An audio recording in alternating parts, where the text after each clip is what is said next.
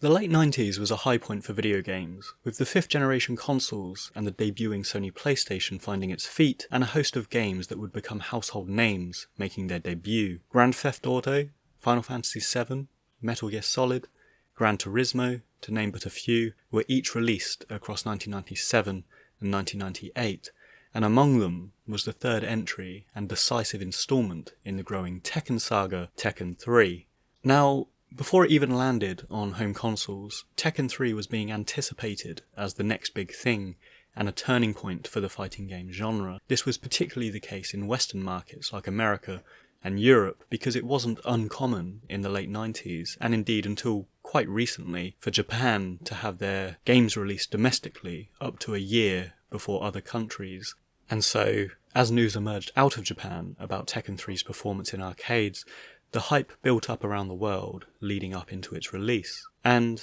as history has shown, the hype was not unwarranted. Tekken 3 proved a monumental change in almost every area of gameplay, graphics, through to story and roster. And while this has always been a bit of a raw deal for Tekken 2's reputation,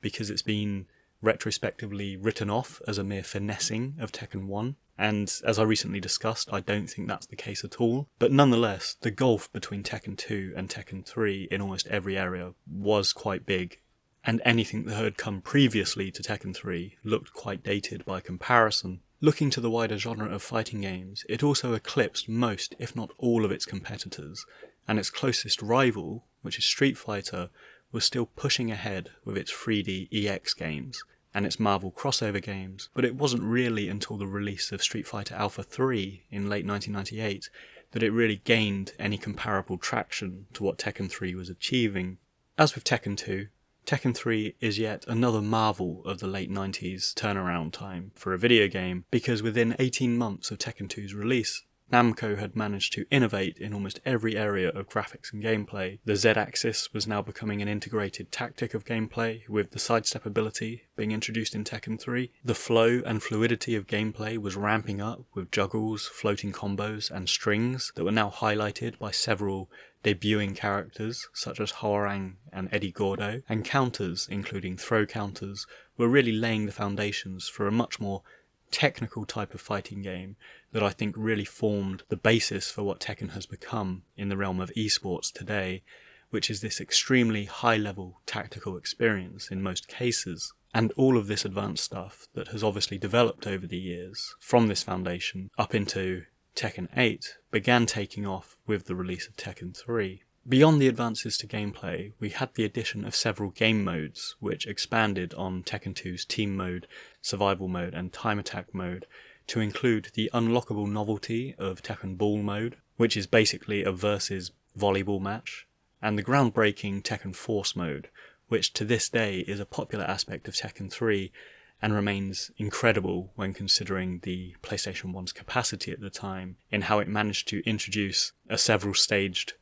side-scrolling beat-em-up game as an addition to the standard arcade game. And this became a trend of introducing kind of comprehensive secondary games into the Tekken series, with Tekken 4 also having a Tekken Force mode, Tekken 5 having the Devil Within kind of action game starring Jin, but really it was the original Tekken Force and Tekken 3 that remains the favourite for many. Now,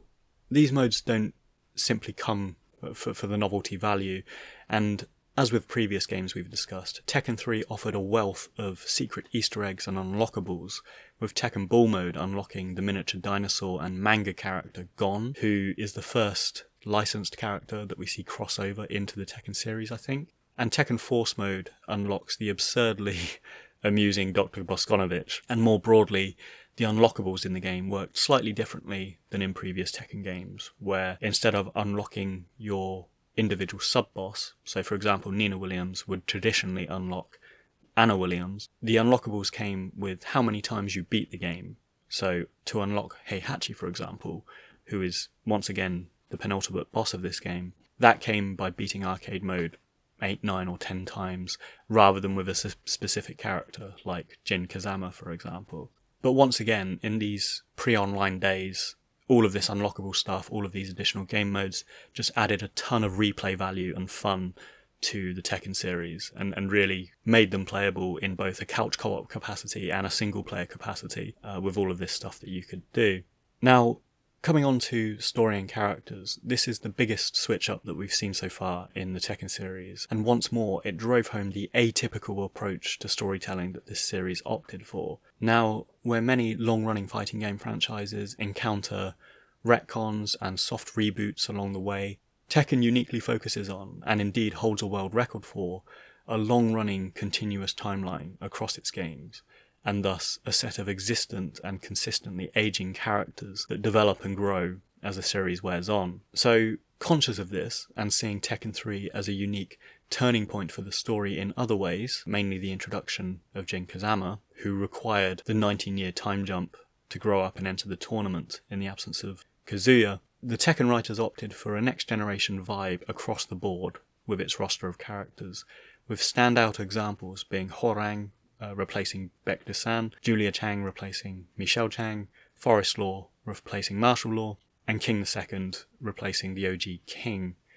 Each of these showcased further developments in graphics and movesets, with Hwoarang, for example, showing the developments in how Taekwondo was represented in the games, with his stance switches, his juggle-focused attacks, and all of that sort of thing, that again really highlighted the advances of Tekken 3 over Tekken 2. So, with each of these characters, there came a distinct sense of lineage within Tekken, and I think this is actually one of the most important and standout things in this series, how all these characters are interrelated,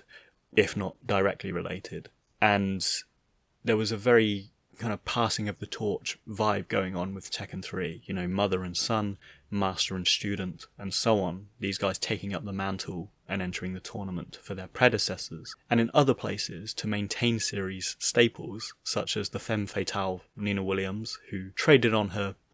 femininity and her appeal in the games, to sort of maintain her over the time jump. They introduced these sort of crazy story elements where she's been cryogenically frozen to maintain her youth. Yoshimitsu, for his part, is dramatically and amusingly reinvented for every game anyway, but Tekken 3 is probably his most renowned appearance with the green saber, and personally, I remember seeing that in arcades as a kid, in the demo cutscene where the characters are sort of sparring and doing their katas and stuff. I just remember seeing Yoshimitsu with that green saber, and it blew my mind. It was such an amazing sort of visual to see in an arcade. But as I say, Yoshimitsu has always been a sort of constantly reinventing constant. And really, I think it's only poor old Paul Phoenix, and up until Tekken 7, Heihachi, who have been slogging away and aging up in every game, and really sort of showing the time lapses in their features and designs across the Tekken games. And Tekken 3 was the first time I think we started seeing Paul look a bit rough around the edges and a bit gruffer, because I think he was in his late 40s in this game, if I remember rightly. Now, coming to the impetus for Tekken 3, I think the change in tone, the change in story beats was brilliant, because by the third game, if we still had Kazuya and Heihachi throwing one another from cliffs, that might be at risk of getting a bit stale. And the step change in having Kazuya's absence, filled not only by Jin coming out of left field, but by an entirely new nemesis for the storyline, which was Ogre. I think this was a great pivot, giving both Heihachi, our villain, and Jin, our hero, something else to focus on, rather than specifically one another. Ogre was also the cause for the next generation of fighters, in a large way, because it had traversed the world attacking, among others, Baek, King Senior, Eddie Gordo's master, and of course Jin Kazama, and thus it paved the way for much of Tekken 3's roster being on a journey of justice and revenge,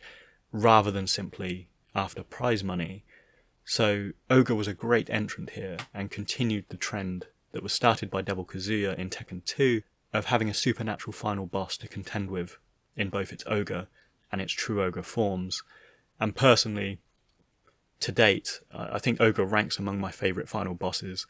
second only to the Devil in Tekken 2. Now, coming to Jin's role in the core story, we have for the first time what might be considered a true hero to the series, who nonetheless has a bit of edge and a bit of baggage to him, since he's got this fated moral divide between his mother and father, which carries through to the present day and Tekken 8. And in the opening cutscenes, firstly we see Jin inheriting the taint of the external devil entity, which causes the tattooed brand on his arm. And we have another timed cutscene which shows Jin Kazama and Kazuya hovering above Jin as he trains, and I think just encapsulates the two spheres of influence within him, which extends brilliantly, I think, to his general design and his fighting style, which in Tekken 3 is a very particular and specific meshing of Mishima karate, which Jin learned through Heihachi, and the Kazama moveset, which he learned from his mother, June. So, the upshot of Tekken 3's story is that Heihachi once again turns heel and, quite brutally in the canonical ending, shoots Jin in the head and leaves him for dead. And this prompts one of the most pivotal events in Tekken's history, which is Jin transforming into the devil and awakening the devil within, and something, as I say, he still wrestles with today. And as he hastily dispatches Heihachi by throwing him through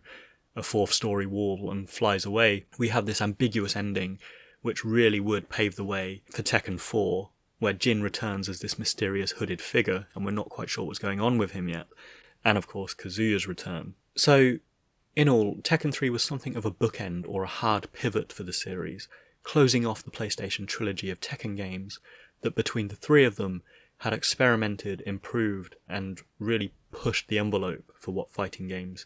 and the fighting game genre could be. And they had set the stage for a broad array of key characters that would sort of dip in and out of the series as it wore on. And as I say, set the stage for what would come next between Kazuya, Jin, Heihachi, who were the core narrative force of this franchise and would propel it on over the next few decades. As mentioned in my Tekken 2 and Tekken 1 reviews, Tekken 3 is likewise a product of its time if we go back and play it today, but I would argue it's a much more playable example of the three if we're looking at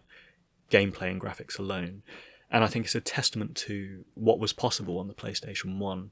which was really quite a lot if we go back and look at it. The severity of story, the fluidity of gameplay, the greatly refined graphics, and the commitment to additional game modes and unlockable characters made Tekken 3 one of the most celebrated games of the PlayStation era, and to this day, not without exaggeration, it is argued and definitely in the conversation for one of the greatest fighting games of all time.